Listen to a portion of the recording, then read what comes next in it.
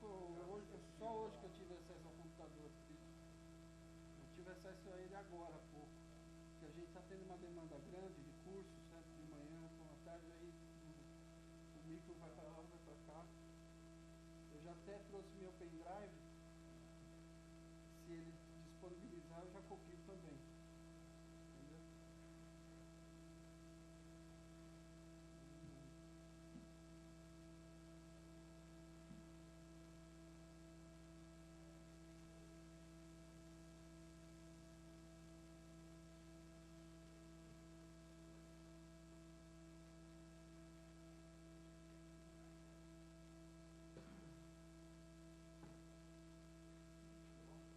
Era só o arquivo da apresentação, né? Isso, só. Ah, você já passou pra gente? Isso, arquivo do seu.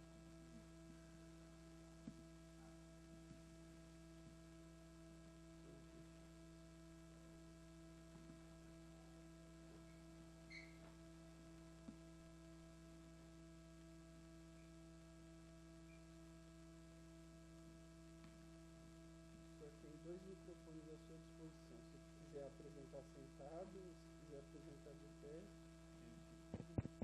os dois estão funcionando. Ainda demora um tempinho o pessoal pegar.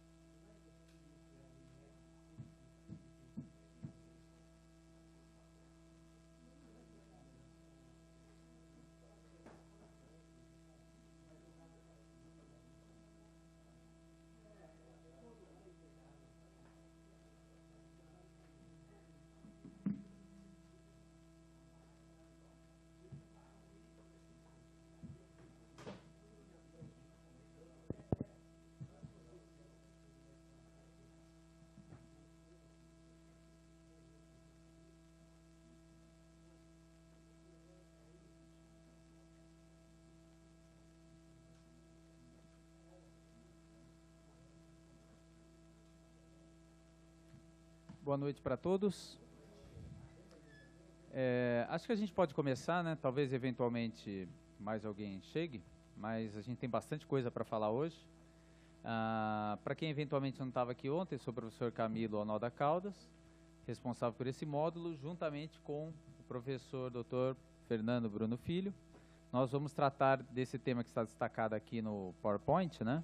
Instrumentos da política urbana e sua aplicabilidade, parcelamento, edificação e utilização compulsórios, outorga onerosa do direito de construir e operações urbanas consorciadas. Eu já destaco que ao final da nossa exposição, nós vamos disponibilizar os nossos e-mails e assim eventuais dúvidas que surgirem no curso da exposição, elas podem ser sanadas por meio desse e-mail que nós colocamos ali, mas todos têm evidentemente a liberdade para suscitar questões aqui ao longo da nossa exposição, mas já fica esse canal de comunicação. E também para aqueles que se interessarem a respeito desse tema, eu tenho um texto, um artigo preparado sobre uma das questões que envolve instrumento de política urbana, e eu posso enviar para aqueles interessados também que me solicitarem lá no e-mail essa aula aqui que foi construída conjuntamente aqui por nós e que vai contar, portanto, com ambas as exposições. Pois bem, de uma maneira bastante resumida, eu quero destacar que nós vamos falar aqui de instrumentos, que são instrumentos de política urbana. Um deles, como eu disse, outorga oneroso direito de construir, talvez já conhecido de alguns, né, uma autorização, uma concessão que o poder público faz para que você tenha uma edificação acima de um limite básico, mediante uma contraprestação financeira daquele que constrói, respeitado um determinado limite máximo estabelecido. Nós vamos examinar isso aqui em maiores detalhes. Nós temos ainda o parcelamento, edificação e utilização compulsórios, que também são instrumentos de política urbana. Nesse caso, se tratam de instrumentos que visam uma realização da função social da propriedade. No caso do parcelamento, a gente pode ter uma hipótese de loteamento ou de desmembramento de um determinado imóvel. No caso da edificação, como o próprio nome já anuncia, a edificação de um imóvel que não está edificado, que está subedificado, ou ainda a questão da utilização de imóvel que já tem edificação e eventualmente não esteja sendo utilizado. Nós vamos observar que existem critérios estabelecidos pela legislação, pelo plano diretor, para que você possa fazer uma classificação do imóvel como um imóvel que não está cumprindo essa função e, portanto, está subutilizado. Existe uma definição bastante técnica a respeito disso, ela vai ser explorada aqui por nós. E existe todo um processo administrativo que conduz a esse parcelamento, edificação, utilização compulsória por meio da notificação do proprietário, e aí é uma sucessão de etapas que vão levar a consequências caso o sujeito não proceda esse parcelamento, edificação, utilização. Os mais conhecidos são a hipótese de uma desapropriação com caráter de sanção, o que nós vamos ver, inclusive, seja consequências diferentes de uma desapropriação ordinária, e também nós temos a possibilidade da utilização do IPTU progressivo também como uma forma de onerar aquele que não cumpre essas determinações. E por último, nós temos as operações urbanas consorciadas, que elas vão justamente se constituir como uma espécie de uma intervenção pontual que conjuga uma ação conjugada pelo poder público, né, coordenada pelo poder público, e que vai envolver tanto os proprietários de imóveis quanto habitantes locais, usuários do local, a iniciativa privada, sempre visando uma melhoria do ponto de vista social, estrutural, ambiental de uma determinada localidade. Nós vamos notar, inclusive, que a operação urbana consorciada talvez seja uma das mais sensíveis dessas, porque justamente como ela envolve uma associação entre investimento privado, capital privado e iniciativa pública, a operação urbana consorciada, ela muitas vezes pode se direcionar no sentido que não atende plenamente a questão do interesse público, justamente porque nessas operações urbanas consorciadas, como existe participação de capital privado, evidentemente, muitas vezes, o capital ele é investido ali com a expectativa de um determinado retorno e, portanto, pode haver essa espécie de conflito, daí porque talvez seja uma das questões políticas mais sensíveis. Nós temos aqui um sumário daquilo que a gente vai expor.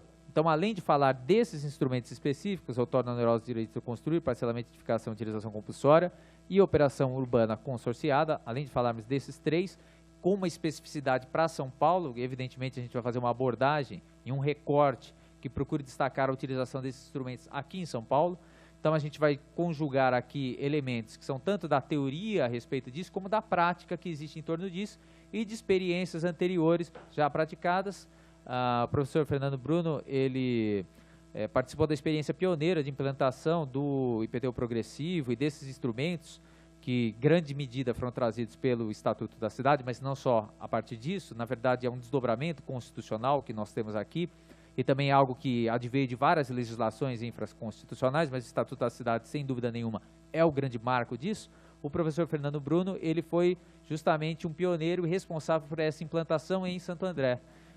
Portanto, uma construção que não existia ainda. Então, do ponto de vista técnico, do ponto de vista jurídico, político, o professor Fernando Bruno participou disso, o que faz com que a nossa exposição, que foi construída aqui conjuntamente, ela mistura esses aspectos, tanto da teoria que existe a respeito disso, quanto aspectos da própria prática. E aí, na nossa exposição, a gente vai começar aqui falando sobre alguns conceitos e a natureza desses instrumentos, ou seja, a gente vai definir o que são esses instrumentos e nós vamos partir de uma definição daquilo que é política urbana, já que, como eu disse, esses são instrumentos de política urbana. Nesse ponto, eu vou convidar o professor Fernando Bruno aqui para continuar essa exposição, ele que tem mais eloquência e com certeza tem mais voz, já que a minha, por um acaso, está bastante comprometida nessa ocasião, apesar de não parecer, e eu estou fazendo um esforço para isso. Então, vou passar a palavra para que ele continue aqui a nossa exposição, ok? Você quer falar sentado ou falar depois de pé? Então tá bom.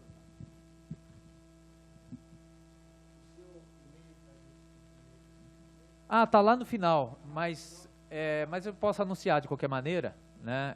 Meu e-mail é professorcamilo@uol.com.br. Então, quem já quiser anotar, professor Camilo, sem nenhuma abreviação e tudo junto, @uol.com.br, ok?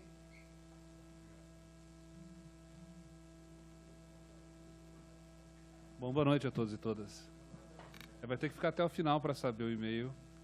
E também para quem ficar até o final, nós vamos sortear aqui um exemplar, talvez vocês já tenham visto, é o texto do plano diretor aqui da cidade de São Paulo, mas não é só o texto da lei. Tem um monte de explicações, deixa eu ver se eu consigo mostrar aqui, infográficos, como se aplica cada instrumento, qual o ponto essencial de cada um deles, é uma coisa bem autoexplicativa, mas vai ser só para quem ficar até o final. E ao final também, para quem ficar até o final, vamos sortear um exemplar de um livro que está muito encalhado, sabe? Está sobrando muito volume, muito exemplar dele. Que o autor é muito... Um autor só escreve bobagem, né? O meu livro, Princípios de Direito Urbanístico. Então, mas só para quem ficar até o final, hein? Tudo bem, pessoal? Obrigado pelo convite, obrigado à Escola do Parlamento, obrigado por estarem aqui hoje à noite. Eu gostei muito desse formato. Achei bem interessante, bem interessante. Então, o professor Camilo já destacou, né, eu queria ressaltar, que a gente fica falando política urbana, instrumentos, né, e não dá, a gente tem que entender, temos que falar a mesma coisa quando a gente usa essas expressões, né. Esses dois conceitos, para a gente poder avançar, para a gente poder continuar conversando, né, a gente tem que tentar entender esses conceitos, porque eles vão ser repetidos várias vezes. Vão ser comentados, tal coisa é para viabilizar a política urbana, uma política urbana inclusiva. Olha, o instrumento faz isso, tem que se juntar com outros instrumentos. O que é instrumento e o que é política urbana? Na doutrina jurídica, a gente não tinha muita coisa, hoje nós temos um pouco mais sobre o que significa política pública. Então, política pública é uma expressão já mais ou menos explorada, né, que não está contida, que não é representada só por normas, só por leis. Então, no direito brasileiro, trazendo um pouco do direito norte-americano, que isso já é normal, né, nos Estados Unidos, qualquer escola de direito, você fala política pública, todo mundo já sabe o que é, já é uma coisa mais ou menos consolidada entre eles. Mas política pública, em geral, não é formada só por leis. Então, por exemplo, a maneira como se organiza uma administração, quais são as secretarias, quais são as atribuições, os servidores, as atribuições de cada servidor, a própria participação da população, todas essas coisas que não são apenas leis, são parte do que a gente chama de política pública. Qualquer. Saúde, de educação, de financeira, de habitação, né? Então, o conjunto de todas as ações voltadas a cumprir uma certa finalidade por parte da administração pública, dos governos, tudo isso está englobado no conceito de política pública. São leis, mas são também outras coisas administrativas que não apenas leis. Então, no direito brasileiro, ainda não é algo tão avançado, mas já existe, um conceito de o que é política pública. Agora, indo um pouco mais adiante, tentar entender o que é política urbana, porque essa expressão está, inclusive, no Estatuto da Cidade, significa a gente tentar trazer esse conceito de política pública para dentro das cidades, para dentro dos problemas das cidades e das ações necessárias para resolver, né, os problemas das cidades. Então, nós vivemos num país onde a urbanização, a história, se a gente for ver na história, a história recente, não é só na cidade de São Paulo, não é só na região metropolitana de São Paulo, até mesmo em cidades médias a gente se defronta com os problemas, como problemas de enchente, os problemas problemas de mobilidade, de transporte público, poluição em toda a sua espécie, das águas, do solo, né? Então, as cidades brasileiras, em geral, não são cidades boas para se morar. No geral, não são, a não ser, evidentemente, os pequenos trechos, né, da população mais aquinhoada, que, ao longo do tempo, foi mantendo os seus privilégios, ou o seu acesso a serviços, etc., etc. As cidades brasileiras não são, então, em geral, o melhor lugar para se morar, né, cheio de problemas, de passivos ambientais, sociais e econômicos. Então, quando a gente fala de política urbana, inevitavelmente nós estamos falando de transformação de algo que existe e que não é muito bom, né, para algo que seja melhor. Melhor para a qualidade de vida, melhor para as pessoas morarem. Em geral, é disso que nós estamos falando. Então, quando nós estamos falando política urbana, estamos falando uma política, estamos falando um conjunto de ações, porque o conceito de política pública é sempre de ações, que não só leis, para mudar uma certa realidade. Pois bem, as pessoas que fizeram esse raciocínio, um raciocínio parecido com o meu, a maioria dos autores entendem, portanto, que política urbana significa simplesmente, não é simplesmente, é algo muito importante, desculpa, mas significa a definição do uso do espaço urbano. Então, política urbana significa você usar leis e usar ações administrativas para definir o que vai acontecer em cada lote, em cada pedaço de terreno, em cada área do solo urbano. Só citar alguns autores, não é questão de falar de erudição, não, mas o Carlos Ari Sundfeld fala isso, o Vitor Carvalho Pinto, são autores conhecidos, tá? Eu estou só exemplificando porque são autores conhecidos aí dentro do direito urbanístico, direito administrativo, etc. Então, eles entendem o seguinte: política urbana, na verdade, significa você criar leis, mas também criar ações para fiscalizar, para controlar o que vai ser construído, quanto vai ser construído e que tipo de atividade vai acontecer em cada lote dentro de uma cidade. Se vai ser residência, se vai ser comércio, se vai ser indústria. Muito grosseiramente, política urbana seria uma espécie de grande lei de zonamento, apenas. A gente não concorda com isso. A gente acha que, se a gente for examinar só isso, nós vamos estar deixando de lado questões importantes relacionadas, principalmente, àquilo que nós denominamos de políticas setoriais. O próprio provimento habitacional, somente habitação de interesse social, o transporte público, a questão do saneamento, água e esgoto, e a questão dos riscos também, né? O problema das enchentes, dos deslizamentos, etc. Se a gente for olhar para a política urbana só sobre o aspecto de definir o que pode construir e o que pode funcionar em cada lote, nós vamos estar desprezando essas quatro coisas. E são essas quatro coisas que, na verdade, é o que nós sabemos, são essas quatro coisas que levam as pessoas a morarem onde elas podem ou onde elas querem. Então, quando você fala, por exemplo, sobre habitação de interesse social, quando você fala de tratar, bom, mais dinheiro para habitação, facilidades, EIs, né?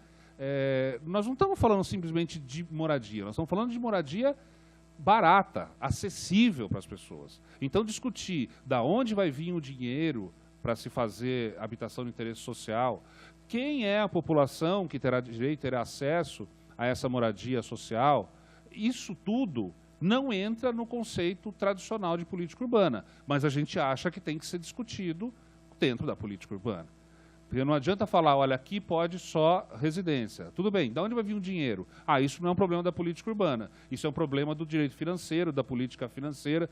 Não, claro que é um problema da política urbana. Sem dinheiro você não constrói casa. Sem dinheiro você não troca a rede de esgoto, né? Você não saneia os rios. Então, o conceito que a gente trabalha de política urbana é um pouco mais amplo. Vocês podem ver aí, conjunto de ações governamentais, por isso que eu estou falando que é mais do que lei, planos e normas de regulação ou repercussão imediata no espaço territorial urbano. Então, definir se desempregado vai ter acesso a passe livre, né, que foi o último anúncio aí, é parte, sim, da política urbana, na nossa opinião. É parte, sim, da política urbana. Não seria para esse conceito tradicional, mas para nós é parte da política urbana, sim. Articulados entre si, né, e vinculados sempre a um objetivo de interesse público. Qual é esse objetivo de interesse público? Transformação, né? A transformação do ambiente urbano. Então, a política urbana não existe para manter as coisas como estão. Política urbana, por conta desse fenômeno histórico brasileiro, existe para mudar a cidade. Permitir que as pessoas que foram expulsas para a periferia habitem o centro, né? Ampliar a qualidade do transporte, sanear os rios, como se fala, os rios, vocês sabem, a maioria dos rios na cidade de São Paulo, na região metropolitana, eles são entubados, eles são cobertos, né? E o que a gente quer? A gente quer os rios limpos e abertos, né? Mas ao longo de 40, 50 anos, a política urbana foi tapa os rios, né? Faz galeria, joga a avenida por cima, né? E a gente quer mudar isso, a gente quer transformar isso. Então é sempre relacionado a mudanças. Transformação do ambiente urbano na busca da melhoria da qualidade de vida dos habitantes da cidade e da concretização dos direitos fundamentais. Então a principal consequência desse conceito é você jogar também aqui para discussão, jogar para conversa, para o nosso interesse, para a nossa reflexão, não apenas uso e ocupação do solo, não apenas zoneamento, mas também todas essas outras políticas que a gente chama de políticas setoriais. E instrumentos, né, que é o segundo conceito, é o que vai nos ajudar a fazer isso. Instrumentos é uma parte, como o próprio nome já diz, instrumento é ferramenta. Instrumento ele só existe depois que você define o que é política urbana. Bom, a política urbana é essa. Então, vou dar o exemplo de São Paulo. A política urbana em São Paulo prevê, por exemplo, o aumento da ocupação ao longo dos eixos de estruturação urbana, né? Que são os eixos onde você tem os sistemas de transporte. Então, a política urbana é essa. A política é a gente colocar mais gente para morar. Não estou dizendo que é certo ou que é errado, por favor. Estou dizendo que está expresso no plano diretor. Não vai aqui minha opinião se está certo ou está errado. Bom, como que nós vamos fazer para que isso aconteça? Né? Como que a gente vai fazer? Por isso que os instrumentos são isso, planos, ações e normas que interferem no exercício do direito de propriedade do particular. Então, o instrumento, ele é aquilo que vai viabilizar que isso aconteça. Não, interferir no exercício do direito de propriedade não é apenas diminuir as possibilidades de uso dos terrenos ou a possibilidade, não. É, às vezes, também você modular, aumentando, né, distribuindo ao longo da cidade. Então, o essencial do instrumento é que ele é uma ferramenta que vai chegar, daí sim, né, no imóvel de cada um, no exercício do direito de propriedade de cada um. Pois não. A definição de uma grande obra, tipo o Anel do Por exemplo. ela tem que estar dentro da política. Com certeza, bem lembrado. Quer dizer, os planos de obras, né, quer dizer, a decisão de, olha, vamos alargar essa avenida ou vamos implantar, né, tal, é parte da política urbana, com certeza, com certeza. E não é lei e não é uso e ocupação do solo, mas é uma obra viária, com certeza, com certeza. Esse quadro é um quadro meio confuso, mas se depois vocês puderem refletir sobre ele, talvez ajude a esclarecer. Vocês vão observar aqui no meio um círculo vermelho. Esse círculo vermelho se refere exclusivamente ao conceito tradicional de política urbana. Uso e ocupação do solo. O que pode construir e quanto pode construir. O círculo azul, que eu chamo de gravidade, ele vai abarcar todas as outras coisas que interferem no uso e ocupação do solo, ou que estão compreendidos no conceito de política urbana. Se vocês forem reparar, o círculo verde é o círculo da preservação e recuperação ambiental. Então, política de meio ambiente vem de fora, tem várias outras coisas que nem tem a ver com a cidade, atravessa, né, todo o círculo azul e ainda tangencia o círculo vermelho. Então, por exemplo, quando a gente fala da preservação de APP, vocês sabem o que é APP? A área de preservação permanente, exatamente, ao longo de córregos e rios, né? Ele vai estar nessa parte aqui que está entre o círculo vermelho e o verde. Por quê? Porque a gente sabe que na hora de se construir, não se pode construir em cima de uma APP, né? Não se pode construir, tem que ter um afastamento dos rios dentro da faixa APP, que é de 15 a 30 metros, né? Mas, ao mesmo tempo, nós vamos ter coisas ambientais que não são exatamente uso e ocupação do solo, mas têm importância política urbana. Vou dar um exemplo. Já ouviram falar de prestação de serviços ambientais? Está no nosso plano diretor aqui. Se você tem um imóvel que você não vai construir, mas, ao contrário, você vai manter espécies nativas que interessam para a paisagem, para o meio ambiente, é possível você receber por isso, como se fosse uma indenização por não edificar. Isso não é exatamente construção, é muito o contrário, né? Você não construir, mas é importante para a política urbana. Ao mesmo tempo, olha só, saneamento e resíduos sólidos, esse círculo marrom aqui, ó, né? Quando a gente fala de logística reversa, é uma coisa que não tem nada a ver. Logística reversa é a indústria se responsabilizando por recolher todos os resíduos. Então, isso é muito claro no caso das pilhas, né? Vocês sabem que esses postos que recolhem pilhas usadas não são espontaneamente feitas pelos comerciantes, não. Quem faz isso e vai lá é a própria indústria que produz a pilha, que faz um acordo para recolher de volta, porque ela tem que prestar contas para os órgãos ambientais de todas as pilhas que eles produziram e de quantas eles recolheram na cidade no mesmo período. Isso não tem nada a ver com construção, isso não tem nada a ver com lote, mas é algo fundamental para a política urbana. Por quê? Porque ao diminuir essa quantidade de pilhas que vai para o lixo, a gente diminui o impacto no meio ambiente de jogar pilha nos lixões. Mas não tem nada a ver com construir prédio ou construir loja, nada a ver. Mas é política urbana. Então, é um quadro meio confuso, mas vocês vão observar que nos ajuda a entender que outras questões interferem muito na vida das cidades, sem que sejam exclusivamente uso e ocupação do solo. É essa a intenção do quadro. Então, agora vamos começar a falar dos instrumentos, né? Quer dizer, instrumentos são o que vão nos ajudar a viabilizar a política urbana, né? E vamos começar a falar deles. Quando o Estatuto da Cidade foi sancionado em 2001, eu lembro que houve muita especulação, muito interesse, né? Tanto do pessoal da academia, dos estudiosos, do pessoal que estudava urbanismo, direito, do pessoal da geografia, da sociologia, como dos gestores públicos, né? Gestores públicos, dos prefeitos, dos secretários e tal. Houve uma onda muito grande, mas isso estamos falando de 2001, né? Estamos falando, portanto, de 14 anos atrás. E nesses 14 anos, muita coisa aconteceu. Alguns desses instrumentos foram largamente utilizados, eu vou mostrar para vocês daqui a pouco. Outros não, né? Outros ninguém se interessa, não usa, tal. Mas a gente tem que primeiro desmistificar, quer dizer, repito, não adianta você fazer um plano diretor ou uma legislação específica se você não entender para que serve aquele instrumento, no que ele vai te ajudar. Então, a gente tem primeiro que entender que há dois grupos, uma possível primeira classificação de dois grupos de instrumentos. Os primeiros são aqueles que podem ajudar na política urbana, mas eles não estão, a princípio, no Estatuto da Cidade ou não estão regulados pelo Estatuto da Cidade, porque que eu falei, 2001, por causa do Estatuto da Cidade, né?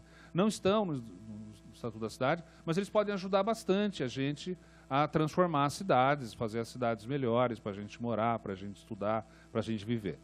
Então, isso é o que nós chamamos de instrumentos gerais. Alguns até bem antigos. A desapropriação, por exemplo, que eu estou colocando aqui, né? É uma forma de você vai querer criar uma área verde, se você precisa de recursos, você vai e desapropria para construir um parque ou um equipamento público, né? A dação em pagamento é uma coisa bastante interessante. A dação em pagamento é uma modalidade é uma forma de pagar tributo, uma forma de pagar imposto, né? Que existe no Código Tributário Nacional. Se você quiser, e se o município aceitar, se você tiver dívida de IPTU, se o município tiver uma lei específica permitindo isso, você pode quitar, uma dívida grande, eu estou falando, né, equivalente ao valor do imóvel. Você pode oferecer um imóvel para quitar o seu IPTU, isso é perfeitamente possível. Isso se chama dação em pagamento. Você fala, bom, mas o que isso tem a ver com política urbana? É cobrança de IPTU, né, entregar? Bom, tem a ver que esse imóvel recebido pode, de novo, como eu disse, virar uma praça, virar um equipamento público, abrir um viário, né? Então, não são coisas que estão no Estatuto da Cidade e nem na legislação urbanística, às vezes nem estão no plano diretor, mas ajudam, podem, se você fizer da forma correta, ajudar na política urbana. E os específicos, que são esses realmente que causaram todo esse alvoroço em 2001, que são aqueles instrumentos que estão no Estatuto da Cidade, né? Ou em outras leis, ou no Estatuto da Cidade, ou em outras leis relacionadas à política urbana, né? Então, a concessão urbanística, ela não está no Estatuto da Cidade. Mas quem é de São Paulo sabe que ele foi um instrumento usado para tentar implementar a Nova Luz. Acabou não indo para frente, mas a ideia era isso, né? Entregar para um particular, para as empresas, para fazer a reurbanização daquilo, que eles chamam concessão urbanística. Não existe no Estatuto da Cidade, mas pode ser usado. A cota de solidariedade, que é a obrigação dos proprietários de grandes empreendimentos oferecerem um percentual de habitação de interesse social, não está no Estatuto da Cidade. Mas, mesmo assim, a gente considera que são instrumentos ditos específicos. Porque eles são criados especificamente, por isso aí o nome, né, para a gente fazer a política urbana acontecer. Então, a gente tem que ter cuidado e preocupação com os dois. Então, os instituídos pelo Estatuto da Cidade são esses do artigo 4º, que vocês vão observar aí, ó. Notem, inclusive, que o artigo 4º do Estatuto da Cidade usa a expressão entre outros. Para os fins desta lei, serão utilizados, entre outros instrumentos, e daí vai, ó, planos nacionais, regionais e estaduais, planejamento das regiões metropolitanas, planejamento municipal, em especial plano diretor, parcelamento e ocupação do solo, e por aí vai, né? Esse 4 aqui, ó, institutos tributários e financeiros, IPTU, contribuição de melhoria, incentivos e benefícios fiscais, e esse inciso 5 aí, que, né, dá muito pano para manga. Pois não, Camilo? Só comentar que, inclusive, uma das aulas está voltada a essa questão tributária e direito urbanístico, a última que a gente vai ter nesse módulo. Esse inciso 5º aqui, olha, institutos jurídicos e políticos, desapropriação, servidão, limitação, tombamento, unidades de conservação, né, parques urbanos, áreas de proteção ambiental, etc., e por aí vai, né? Por aí vai. Inclusive, esses dois últimos aqui, olha, demarcação urbanística e legitimação da posse são instrumentos voltados à regularização fundiária, que não estavam originalmente no Estatuto, foram introduzidos pela Lei 11.977, a Lei do Minha Casa Minha Vida, né? A linha R aqui, ó, assistência técnica e jurídica gratuita para as comunidades e grupos sociais, tem uma lei federal que possibilita, que regulariza isso, né?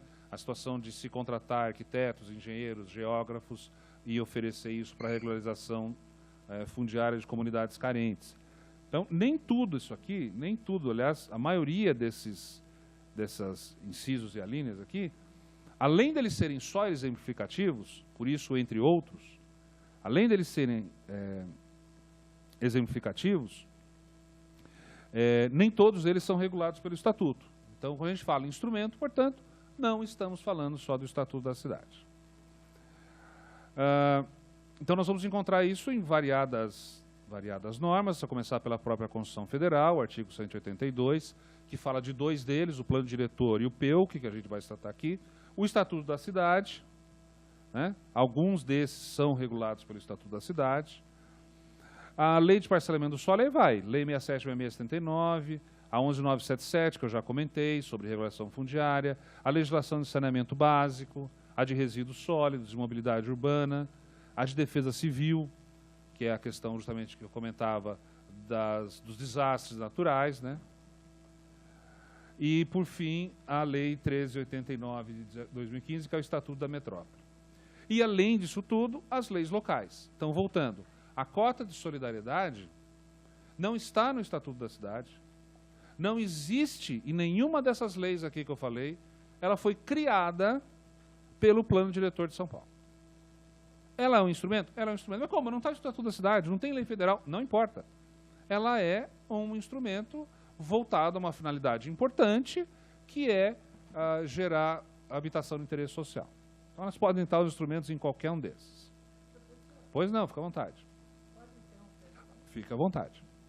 Por exemplo, para fazer o EIA-RIMA, Sim. ele tem que obedecer a política urbana? Sim, com certeza. Ele tem que levar em conta as diretrizes da política urbana. Então, se nós temos uma situação, uma região na cidade com grande acúmulo de bares e restaurantes, tá? E o plano diretor determina que naquela região da cidade, por ter muitos bares e restaurantes, vão se exigir regras específicas para a instalação de novos bares e restaurantes, quanto ao número de vagas, quanto à emissão de ruído, etc., etc., etc., né? O EIA-RIMA tem que ser regulado de forma a atender isso. O EIA-RIMA, ele não pode ser o mesmo, por exemplo, na Vila Madalena, e o mesmo em Perus, sabe? Porque são situações diferentes. Mas o plano diretor é quem tem que dizer isso. O plano diretor é que tem que dizer. O EIA-RIMA, numa região como Vila Madalena, vai ser feito de um jeito, numa região como Perus vai ser feita de outro jeito. Mas eles desrespeitam tudo, né, professor? Plano diretor, Estatuto da Cidade, EIA-RIMA, porque, por exemplo, a Serra da Cantareira, ela é tombada pelo mesmo. Eles estão construindo, desmatando, desapropriando o Rodoanel Norte lá. Pois é. Não respeitam nada. Eu imagino que estejam fazendo a compensação adequada, né? Não, eu imagino, mas não. Eu imagino. Porque talvez desapropriação, os animais sendo aposentados da Serra da Cantareira, a obra praticamente parada, o dono, o presidente da construtora OAS, que é lá do Rodoanel, preso na Operação Lava Jato. Eu espero que estejam se produzindo as compensações e, acima de tudo, eu espero que o EIA-RIMA tenha dito quais serão as compensações. É isso que a gente espera. Não pode cobrar do DERSA, que é o empreendedor da obra. A divulgação não, a compensação não, mas a publicação do EIA-RIMA e a divulgação do EIA-RIMA, sim, com certeza. Não, isso está no site do DERSA, mas, por exemplo, essa compensação ambiental pelo desmatamento, a população pode cobrar. Como que a população cobra isso? Por exemplo, você está. Tem que cobrar dos gestores públicos que aprovaram esse EIA-RIMA. Se a população entender... Hã? Não. O órgão estadual que aprovou esse EIA-RIMA. É o DERSA? Então, se é ele o responsável, tem que cobrar dele. Se o EIA-RIMA realmente, no mérito, efetivamente, de maneira substancial, tem uma compensação adequada e se ela está sendo cumprida. Isso sim. Se não, ação popular neles. Uma outra classificação possível, né, só para informação de vocês, é aquela que divide os instrumentos conforme a sua finalidade. A finalidade de todo instrumento é fazer a política urbana acontecer. Beleza. Agora, essa é a finalidade, vamos dizer, última, né, a consequência.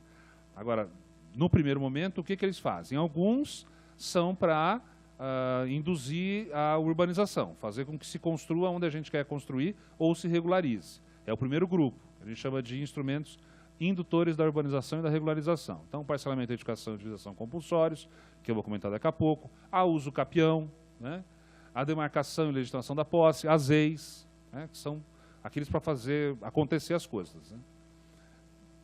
Os reguladores são, na verdade, para colocar limites, colocar condições. Então, os planos, plano diretor, os planos setoriais, o plano metropolitano, esse tal de PDUI aí, é Plano de Desenvolvimento Urbano Integrado, é o plano metropolitano, que não existe ainda, porque o Estatuto da Metrópole foi agora publicado em janeiro de 2015.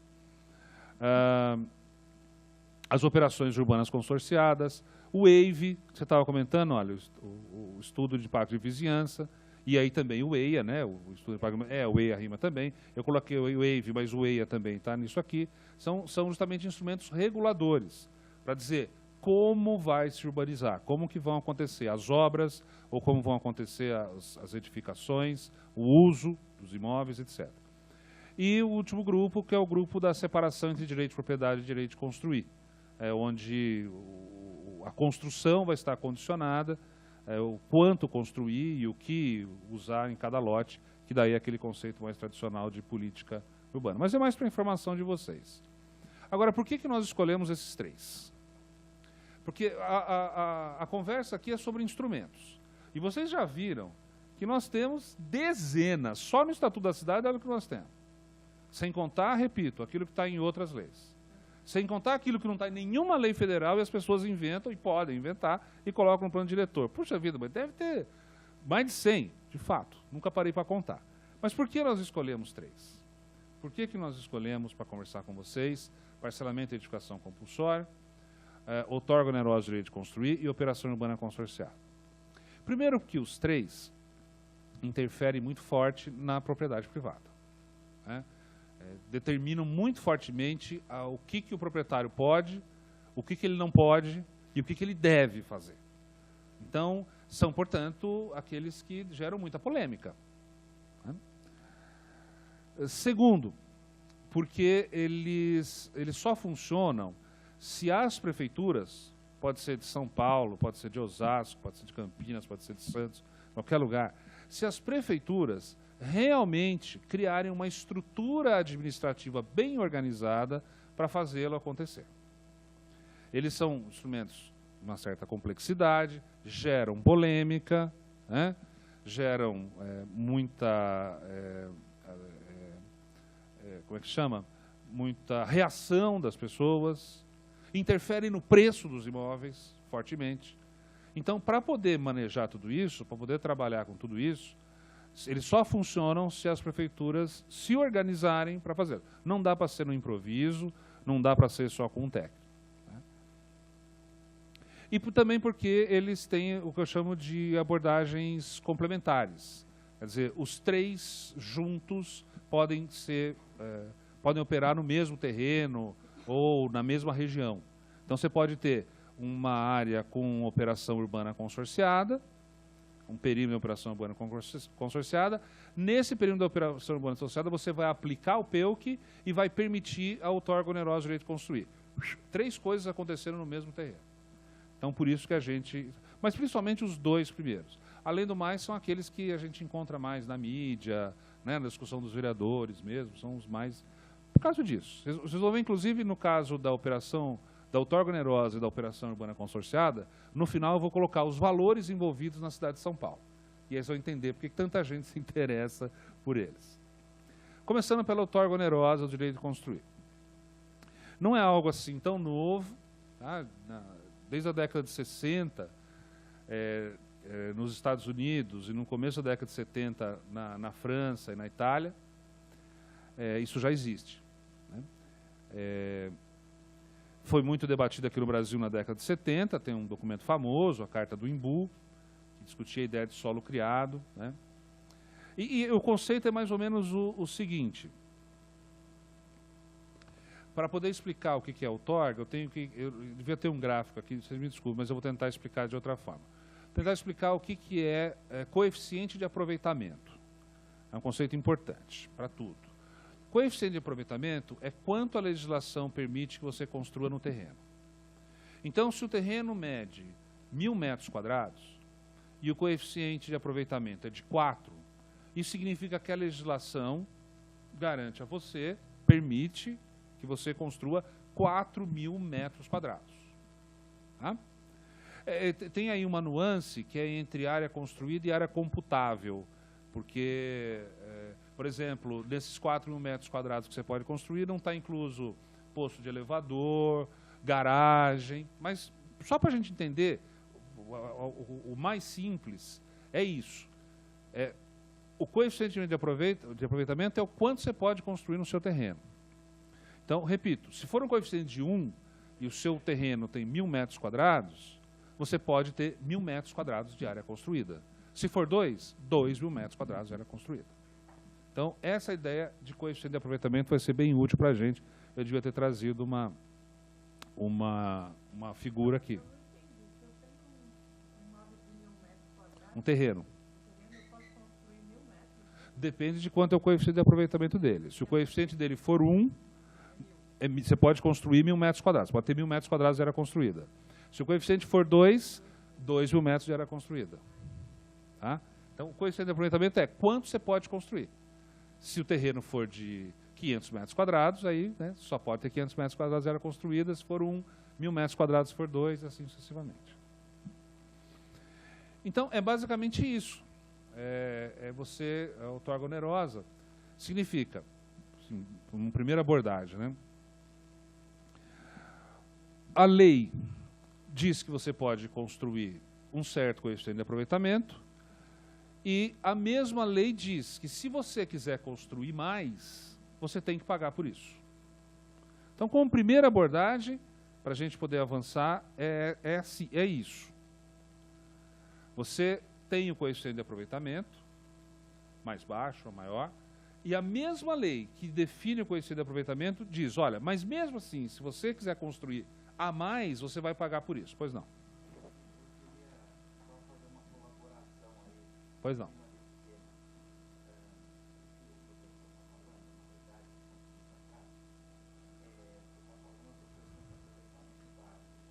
Básico, exatamente. Isso.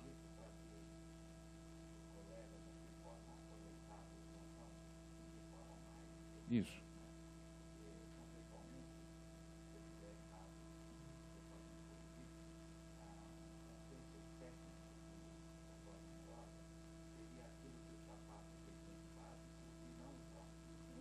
O básico e o máximo.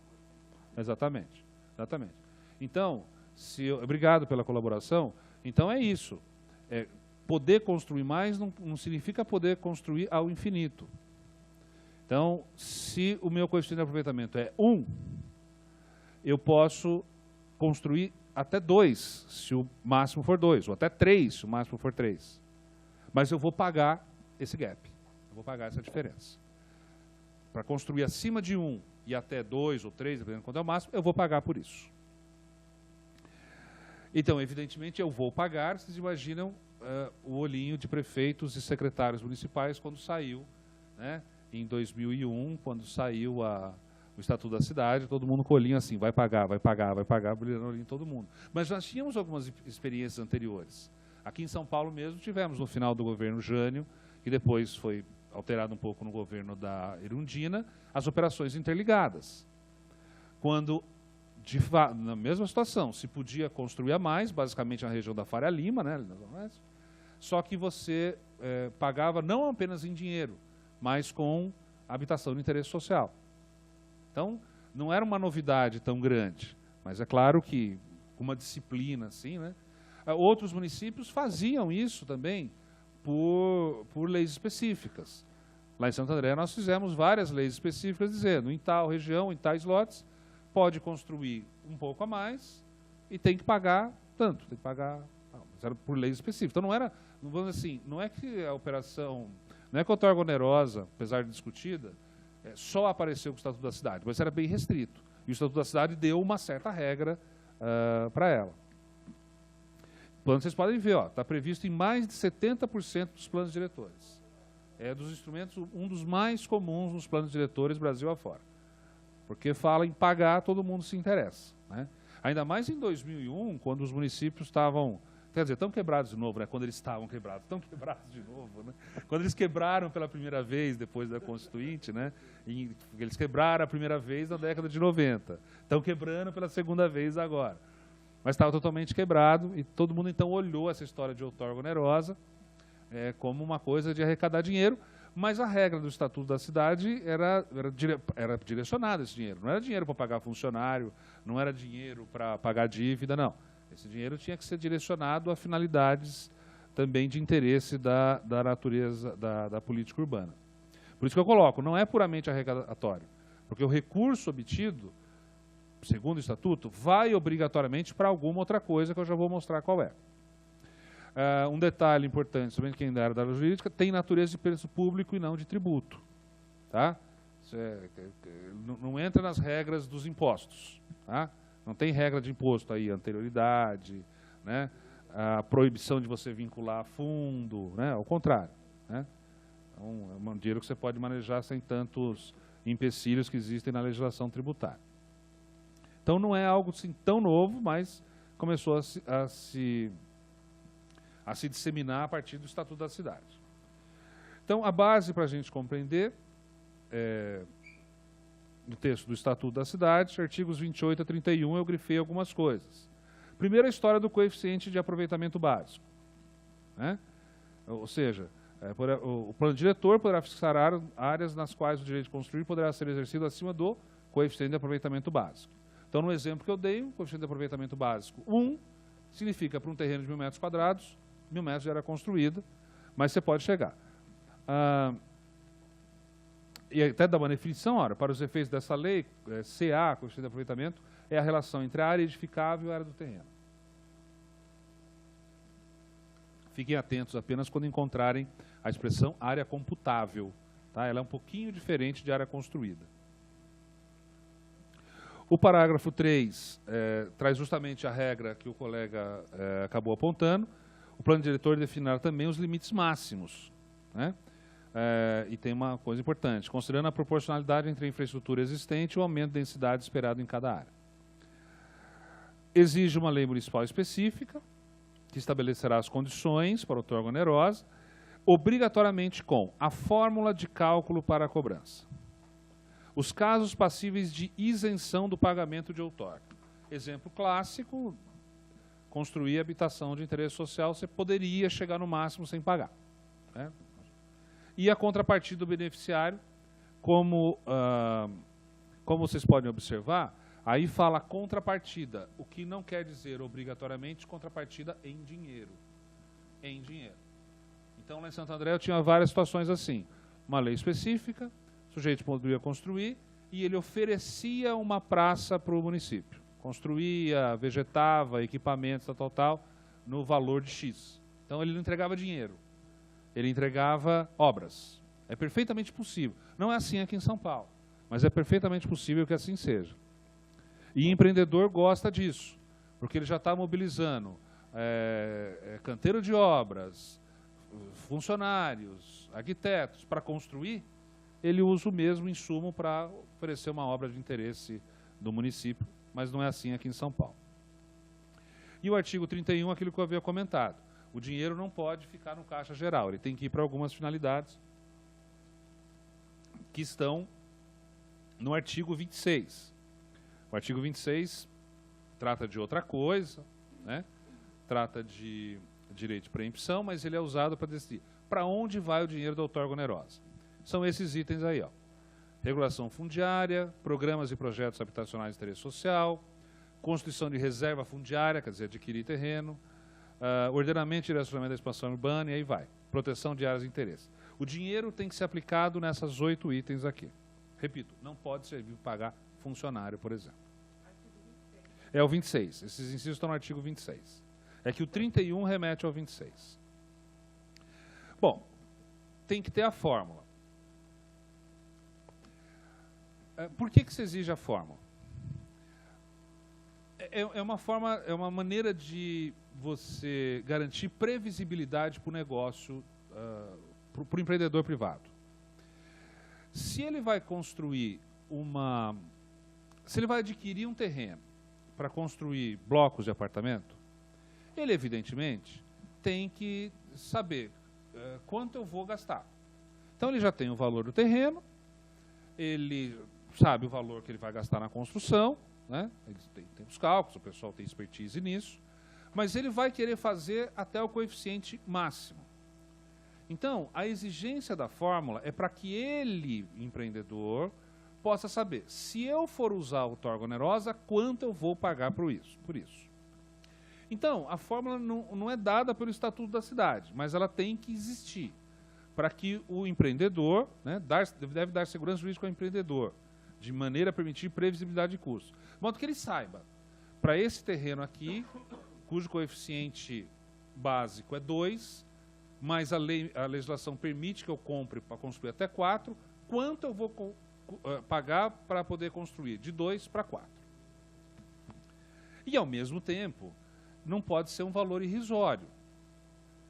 Por quê? Porque se o dinheiro é para aplicar nessas finalidades aqui, você tem que ter recursos, né, para um fundo ou não, para fazer essas coisas acontecerem. Volto a dizer, a outorga onerosa não é só como é que fala? Não é um pedágio para poder construir a mais. É sim uma fonte de recurso para executar essas coisas que estão aqui. Então não pode ser um valor irrisório. Né? Paga qualquer coisa aí que você pode construir 2 para 4. Não é assim. Né? Então tem que construir essas duas coisas. Então tem variadas formas, depois a gente pode estudar. Olha, a nossa de Santo André levava em conta o valor venal do metro quadrado do terreno. Tá? Então o ponto central dessa fórmula aqui é esse VM. E o valor venal, você sabe, você pega o carnê, você sabe quanto é o valor venal. E a gente ainda dava o que a gente chamava índice de planejamento, quer dizer, dava uma diminuída nesse cálculo, porque tem uma fração aqui, ó, 0,3 a 0,5. Mas acabava sendo um valor muito baixo, porque o valor venal, vocês sabem, é um valor baixo. Tá? São Paulo também usava, no passado, né, em 2002, também usava a história do IPTU. Né? Vocês podem ver no final aqui na explicação, ó, que o valor do metro quadrado é obtido do terreno fixado na planta genérica de valores. Também o valor do IPTU, tá? Que é o que vai acabar. Né? São Paulo tinha uma novidade que mantém ainda, que o fator de planejamento varia dentro da cidade. Né? Então, em algumas regiões onde você quer adensar mais, que você quer que construam mais mesmo, né? O plano diretor já prevê construir mais, o fator de planejamento é menor, é uma fração menor para diminuir o valor da outorga. Onde você não quer que ninguém use, você quer que, olha, se o cara quiser construir a outorga, vai pagar muito, então você põe um fator de planejamento alto, né? Mais próximo de 1 ou 1,2, etc. E o fator de interesse social, volto a repetir, habitação de interesse social, um coeficiente menor, para baixar o valor da outorga, e empreendimentos de luxo, um fator de interesse social bem alto, que é para a outorga ficar mais cara. Você pode ficar manejando essas coisas. Mas o ponto central aqui, repito, é que valor de IPTU garante previsibilidade, mas ele é baixo. Ele é muito defasado em relação ao valor do mercado. Pode falar. Por causa da planta genérica de valores, esse trabalho tem que ser feito constantemente. Exatamente. De avaliação da cidade. Né? Deveria ser, aliás, anualmente, se a gente tivesse condições de fazer anualmente. Olha só, aí sim, aí você poderia usar, né, porque daí seria muito próximo do mercado. Olha só, para vocês entenderem um pouco, VGV, valor geral de venda. Isso aqui é um cálculo dos empreendedores, tá? Das construtoras, das incorporadoras. Tá? Então, reparem, ó, 12% aqui embaixo, o VGV significa, eu vou comprar o terreno, vou construir e vou vender 200 unidades por preço X. Vendendo as 200 unidades por preço X, quanto vai custar o empreendimento como todo? Né? Quanto vai valer o empreendimento como todo? Então, eles pegam esse X, esse VGV, e decompõem. 12% de um empreendimento é o terreno.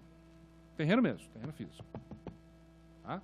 Então, se alguém falar para você, o meu terreno, o meu VGV é de 100 milhões, você pode ter certeza que esse terreno custou 12 milhões. Esse terreno custou 12 milhões. Meu VGV é de 50 milhões, você pode ter certeza, esse terreno custou 6 milhões. Então, 12% é o terreno. Esse vermelhinho é a construção. Os bloquinhos, os tijolos, o cimento, as vigas, as lajes. No empreendimento, 40% é construção. 16% é despesas e impostos. Inclusive despesas com marketing, né, com despesas com projetos do arquiteto, licenciamento ambiental, etc, etc. 15% é o lucro. Tem gente trabalhando com menos hoje, mas 15% é o lucro. Se o VGV é de 100 milhões, você pode ter certeza, a incorporadora está lucrando 15 milhões. Hoje em dia tem gente trabalhando um pouco menos, porque as coisas estão realmente bem feias.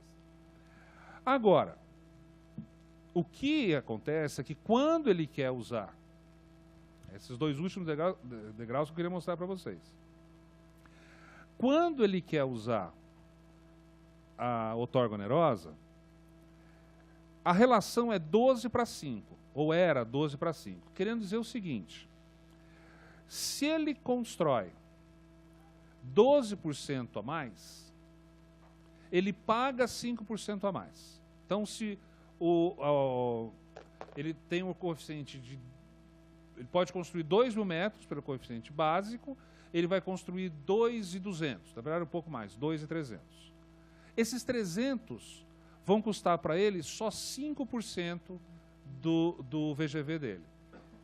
Muito grosseiramente, com esses 230 metros a mais, ele vai vender, sei lá, mais 3 apartamentos, ele vai conseguir vender mais 3 apartamentos, e vai pagar para o poder público o valor de menos de 1,5 apartamento, porque é 12:5. Eu estou falando valores aproximados. Então, resultado, compensa fazer outorga. Compensa fazer outorga. Todo mundo de 2002, aqui em São Paulo e em outras cidades, sempre que possível fazem outorga, porque compensa. Eu vou vender 3, 4, 5, 10 unidades a mais e vou pagar para o poder público o equivalente a menos da metade disso. Então, se você pegar um empreendimento grande, 4 torres, 6 torres, vocês imaginam do que nós estamos falando. Estamos falando de poder construir 50 apartamentos a mais e passar para o poder público o equivalente só a metade desses apartamentos. Todo mundo não, todo empreendedor gosta disso. Não, nada contra, nada contra. Mas, digamos, está ficando muito para o empreendedor e pouco para o poder público. Então, a gente tem que dar um jeito de trazer um pouco mais desse dinheiro para o poder público, para poder aplicar. Lógico, lógico. E rapidinho eles constroem. Lógico. E o poder público está vendo isso, não faz nada? Não é que não faz nada. Está na lei, está no plano diretor. Olha, você pode construir, você vai pagar tanto a mais. Tá bom, pago, adorei a ideia. Adorei a ideia, compensa. Estão devorando o plano diretor. O plano diretor permitia isso. Não é questão do poder público falar, não, não quero. O que acontece algumas vezes, deixa eu mostrar aqui. Deixa eu ver se eu acho aqui. O que pode acontecer às vezes, em algumas cidades, é que um órgão pode dizer, apesar de você estar previsto a outorga, um órgão pode dizer, olha, não quero outorga mais nessa região. Essa região já está muito cheia de construção, já está com problemas de trânsito e tal. Isso pode existir. É autorização caso a caso, ó, que eu falo ali em cima. Tem alguns planos diretores que dizem, pode outorga onerosa, mas mesmo assim, a outorga vai ter que ser autorizada caso a caso. Não é o caso de São Paulo, em São Paulo não é assim. Mas em alguns municípios é assim. Em Santo André era assim. São Paulo é liberado geral. Dentro daqueles limites do coeficiente básico. Não é liberado geral, dentro dos limites do coeficiente básico. Mas sim, em São Paulo, era e ainda é assim. Eu quero fazer outorga, é só eu pagar o que está na fórmula que eu faço. Tá? Somado a um problema, né? Você sabe que houve uma época que houve um não pagamento dessa outorga, uma fraude que se pagava. Mesmo assim, com esse valor Pequeno, não fazia uma fraude. Exatamente. Uma das máfias promovia isso, então a outorga não estava sendo paga. Na verdade, aparecia como se fosse uma aparecia falsificação. como se fosse Aparecia paga. como se fosse paga, mas não... Mas não estava sendo. Pois não. São Paulo é uma regra geral.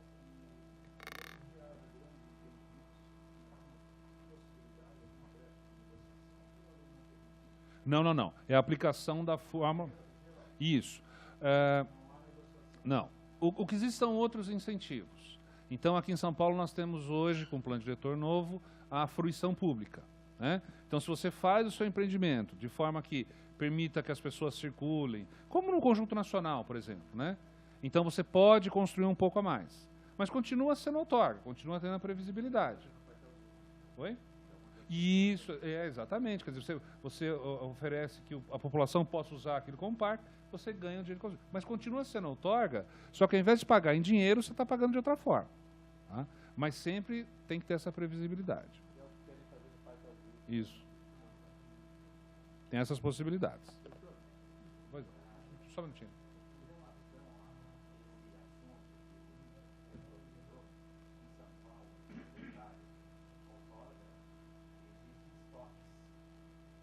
Existiam.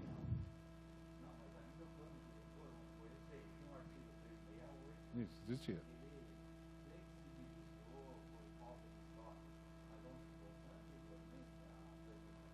A regra do estoque.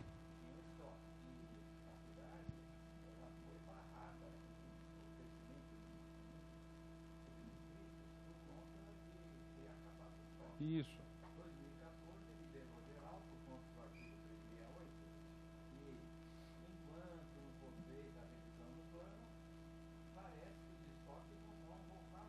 Parece que não.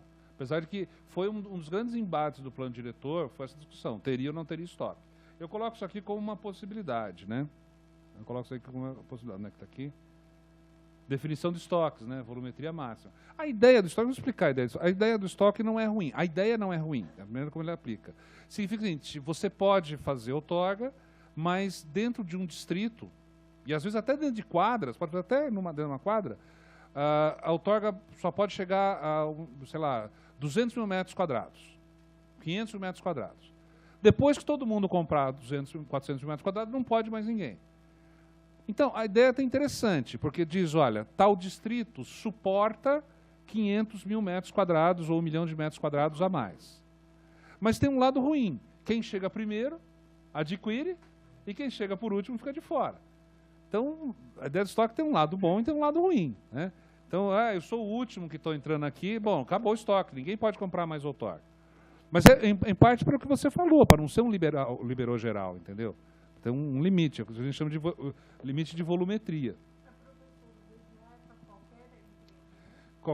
Esse VGV, não, esse é um VGV só para residencial. Ele é aplicável só para residencial, tá? Pode falar. Da construção. Isso, exatamente, eles aplicam. Não. O custo da outorga onerosa é 5% do empreendimento. Só que ele vende 12% a mais. Ou seja, na verdade você junta o 15 com o 12, tá vendo? 15 mais 12, 27. Ele tem um lucro de 12% a mais, pagando 5% a mais. Por isso que eu falo que interessa. Ele ganha 12% a mais, pagando 5% a mais. É um ótimo negócio. Quando a gente fala em empreendimento pequeno, é pouca coisa, mas quando eu falo, repito, 4, 6 torres, nós estamos falando de milhões e milhões. Então, todo mundo queria estoque. O que deu para mudar? Bom, já falei que pode ser financeiro ou não, né, a contrapartida. Pode ser parcelada, o pagamento ser parcelado, quando é financeiro, ser parcelado, mas tem que estar pago até o alvará de construção, até, né, a conclusão do empreendimento.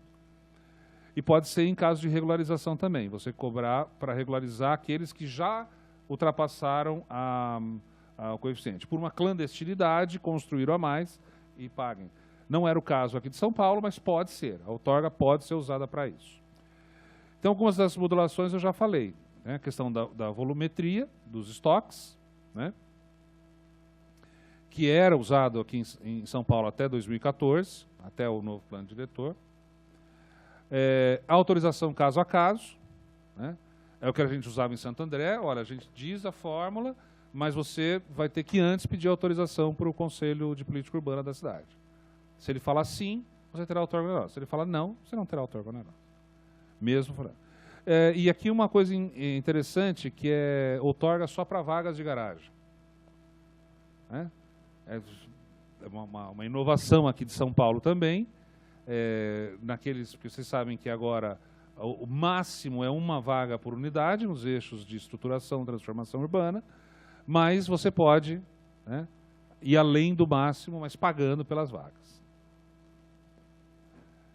E agora o caso de São Paulo com base no plano diretor de 2014. Vocês vão ver que tem uma mudança interessante, inclusive na fórmula. Muito importante essa mudança na fórmula. A fórmula está muito parecida com a anterior, com uma diferença essencial. Se na fórmula anterior, o básico, quer dizer, o que determinava o preço, acabava sendo o valor de IPTU, o fixado na PGV, né, o valor da PGV, agora, isso aqui é a grande mudança, agora existe um cadastro para fins de outorga. Uma tabela anexa ao plano diretor, vocês terão aqui, do metro quadrado para cada terreno, que é muito, não é muito, mas é bem superior ao valor do IPTU. Bom, mas de onde tiraram esse número? Vou tentar explicar em rápidas palavras. É o mesmo valor de cobrança do ITBI. Não dá para dar uma aula de PGV aqui, não dá tempo de dar uma PGV, mas só para vocês entenderem. Quando vai se formar a PGV, se fazem as pesquisas. E chega-se num valor de metro quadrado, que em alguns lugares chama valor de referência, como aqui em São Paulo, valor de face de quadra. Depois, para você lançar IPTU em cada lote, é feita uma segunda operação, que leva em conta uma série de coisas. O tamanho da testada, da profundidade, se for área construída, se é área construída antiga, degradada ou não, fazendo com que esse valor de referência caia bastante. Resultado, IPTU bem diferente do valor de mercado. Mas esse primeiro dado bruto, esse obtido nas pesquisas, se não é exatamente o valor de mercado, é muito mais próximo dele. Foi isso que o plano diretor fez. Ao invés de usar o valor de IPTU, usou o valor de referência. Muito grosseiramente, vou dar um exemplo para vocês, um terreno que no mercado valha 10 milhões, eu estou tratando de um caso assim, peguei ontem um caso assim. No mercado ele vale 10 milhões, o IPTU dele, para fins de IPTU, ele é calculado em 3.200. Para fins de TBI, ele é calculado em 6.700. Então vocês percebam que esse último valor não é o de mercado, mas também não é o de IPTU. É uma, quase, grosso modo, é usado para o ITBI. Ele tem um outro nome aqui no plano diretor, cadastro para fins de outorga, mas ele é o mesmo valor usado para o ITBI. Então isso vai fazer o quê? Isso vai fazer com que esse 5% aqui, ó, avance sobre os 12%. Então você vai aumentar os 5% e vai diminuir o 12%. Não dá para saber ainda exatamente quanto, mas assim, muito grosseiramente também, é coisa da ordem de dobrar o 5%. Então você vai chegar aqui 10% e vai sobrar aí o seu 7% para o empreendedor. Cálculos bem grosseiros. Não é exatamente a mesma coisa, continua compensando a outorga, mas você tem um aumento, né, um up na arrecadação da outorga. Pois não.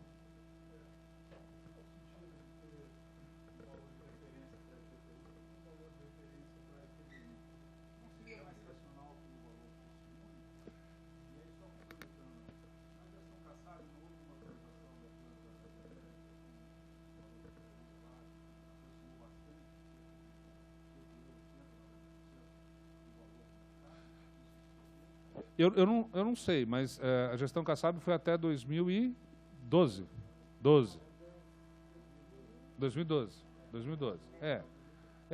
2012 para 2015, eu não sei quanto, mas as defasagens já foram acontecendo, né? Já foram acontecendo. Bom, como eu disse, não dá, eu não sou especialista em planta genérica, mas o que o pessoal da BNT considera, que tem uma norma BNT para planta genérica, né?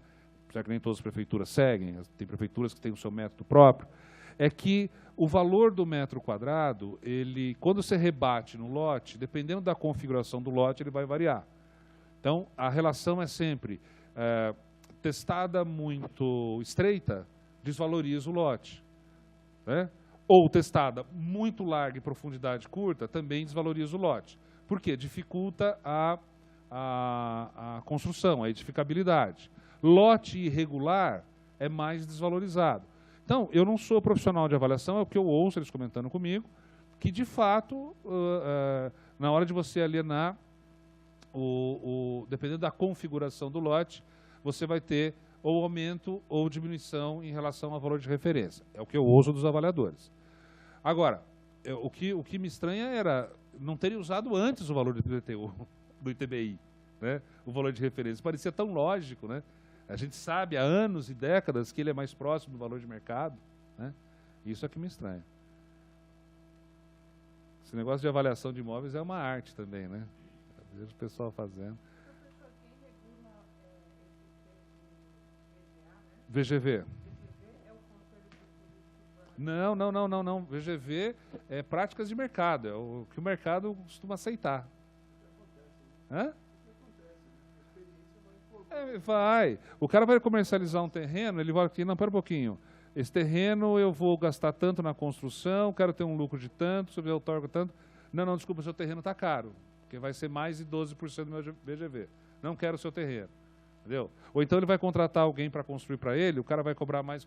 É prática de mercado, é hábito. Essa tabela aqui é o que o pessoal de diretores de novos negócios usam, o pessoal de projeto usa, né? É o usual no mercado. Deveria ser, não, né? Não tem que ser. Uma coisa é você aplicar o IPCA, né? Outra é fazer uma nova planta genérica de valores. Que aí é, né, você ir pesquisando negócios imobiliários na cidade inteira. Mesmo para São Paulo, por exemplo, para São Paulo, é um trabalho que não é fácil, não.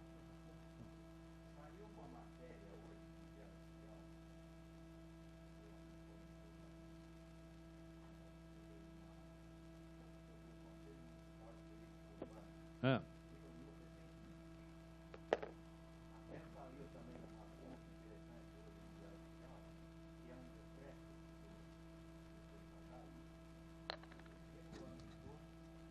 O IPTU progressivo no tempo. Uhum. Foi. Progressivo no tempo. Vai ser até objeto nosso, vamos comentar aqui daqui a pouco.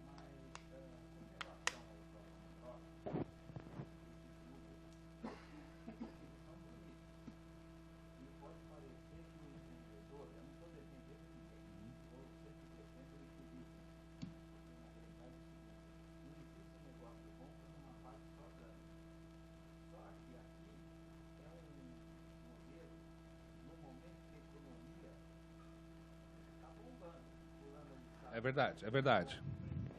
Isso aqui é 2012. O modelo aqui é 2012.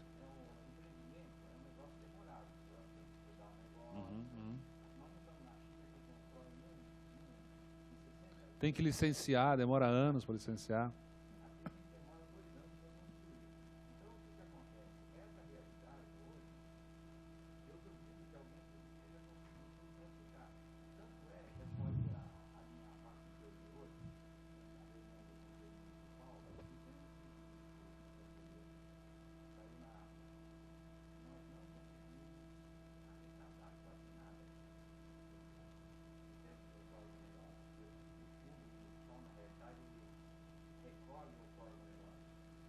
Isso, Fundurb.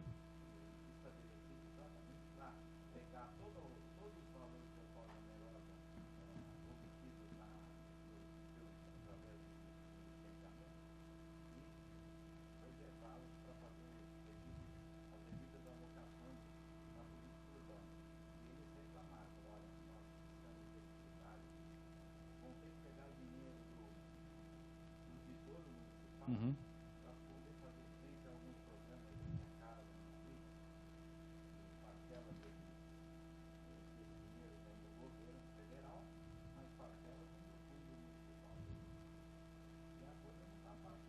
Ó, olha aqui embaixo, ó. Valores arrecadados de outorga onerosa na cidade de São Paulo. Tá? 2014, 206.776.881. 2014 já estava esfriando, né? Já estava esfriando bem. 2015 até agosto, 152.118.000 Está faltando mais um, era 118.812. Está faltando um 8 aqui. Apesar que até agosto, né?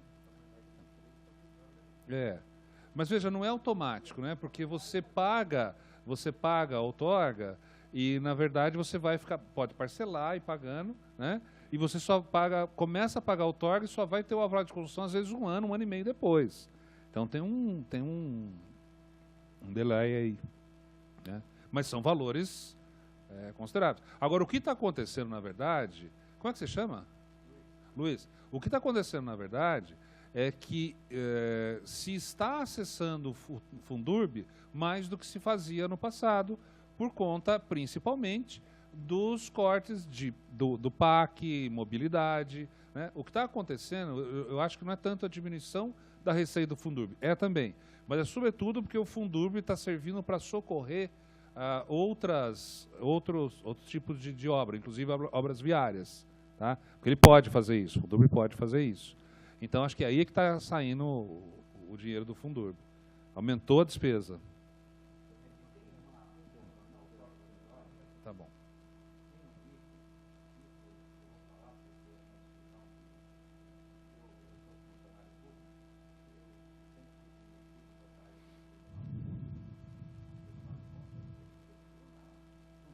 Uhum.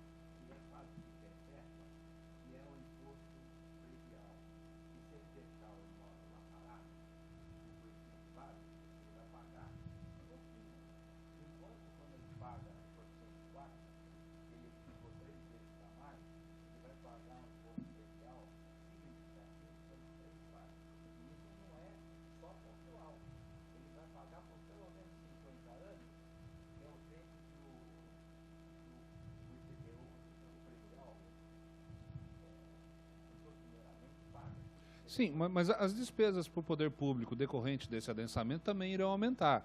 Quer dizer, você vai ter um incremento do uso da rede de saneamento básico, você vai ter um incremento dos sistemas de mobilidade, da coleta e deposição final de resíduos, de lixo. Então, é claro que vai aumentar o recurso do IPTU, mas também vamos dizer assim, aquela população a mais, aqueles moradores a mais, aquele incremento demográfico vai demandar despesas a mais para o poder público, né? Que tem que fazer frente a ele. Mas não são valores tão baixos, né? Mesmo para a cidade de São Paulo. Uma regra do Fundurb, olha só, tem uma regra do Fundurb que ao menos 30% tem que ser para HIS e 30% para transporte público. Tá? Vamos fazer o intervalo antes de começar o outro instrumento, o PEUC? É 8h30, né? Então vamos fazer. A gente passa para o outro instrumento.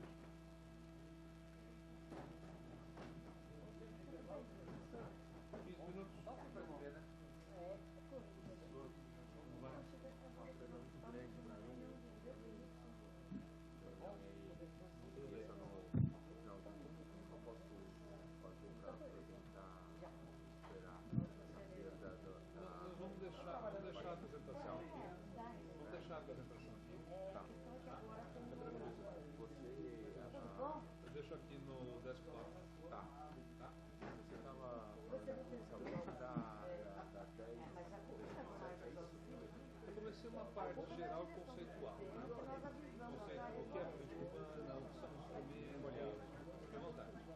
Tá? Até aqui, ó, é só a parte geral. Classificação dos instrumentos, as normas que regulam os instrumentos, a parte geral. Daí começamos com a forma numerosa. Começamos com a forma numerosa, que foi agora, e vamos no segundo, que é o parcelamento da edificação compulsória. E depois vai ser o Operação Urbana Consorcial. Tá bom? Ainda hoje. Ainda hoje.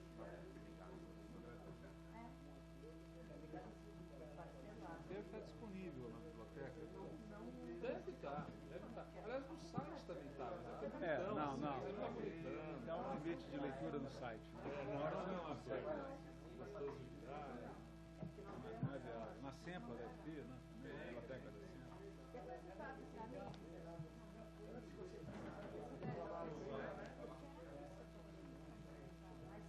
Posso ao final. Posso ao final. No final. Tá tranquilo. Eu vou deixar aqui um desktop, só quem pode copiar. Eu tenho um resumo. É a cartilha assim. Eu tenho um resumo, mas eu gostaria do texto integral. A ordem inicial de sentença de pagamento, obrigatoriedade de pagamento, no final de tudo. Ainda não temos conversão. Só que o que é direção? Bastante. Bonito, né? É bonito e olha, para conseguir compreender Nós fomos lá, nós fomos lá. conjunto. próprio tribunal. Mas era o tribunal. No judiciário, Ah, tem que argumentar para que o juiz. eles vão ter que resolver a sentença.